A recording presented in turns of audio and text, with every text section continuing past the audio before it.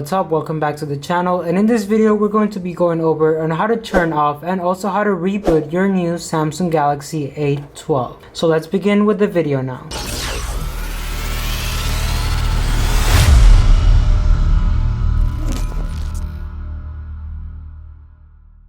So what's up everyone, welcome back to Serg-Tech. Sergio here. In this channel I do a lot of tech reviews and tutorials, so make sure you subscribe so you don't miss out on future videos like this. There's going to be links to everything that I talk about in this video in the description down below, so do check that out, and let's get right on with the video. So the reason you may want to do this, maybe you just got your hands on this new phone and it's your first time using it, so you don't really know how to turn it off. So if you don't know how to turn it off, all you have to do is long press this button right here, which is going to be the plug button, for about 3 seconds and then let go, and you're gonna have the turn off menu. But in case your phone is stuck at a certain app and you can't get to this menu, all you're gonna have to do is long press volume down and the plug button for around 6 seconds. So we're gonna do that, and the screen is gonna turn automatically back and it's gonna start rebooting. So let's do it. Plug and volume down. 1, 2, 3, 4, 5, 6.